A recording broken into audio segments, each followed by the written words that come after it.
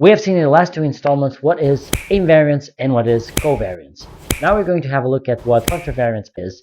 Contravariance is a way that we find in Kotlin to define input types for our functions inside of a class. Our input types are always associated with a type, just in the same way as covariant types. We call it contravariant because as a consequence of these being input types of functions, it means that all the types that we'll accept will be subtypes, but we can also say that inside of our class, all the instances of the types that that class is going to consume with its functions are all going to be treated inside as the upper class that we have defined when we created the instance with the types that we declare. In our example, again, the barista example, when we declare a coffee cup with a contravariant type in it, is very alike going to ask for a coffee to a barista. So you go to the barista, you ask for a coffee, you don't get a stick because it's like a bring your own thing.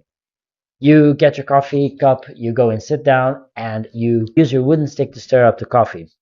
As you do that, your coffee cup is literally consuming that wooden stick. But if it was a spoon stick, it would also not be a problem because that's how you declare the coffee cup. Imagine that you had created a coffee cup that would only allow the coffee to be stirred with a spoon stick. That means that the fork stick will never get into the equation. Why? Because that coffee cup inside would only treat coffee sticks that are spoon sticks. So essentially we are going from a fork stick or a spoon stick to a stick inside the coffee cup.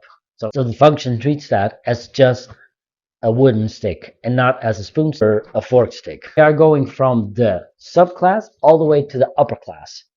And this is the reason why that is called contravariant.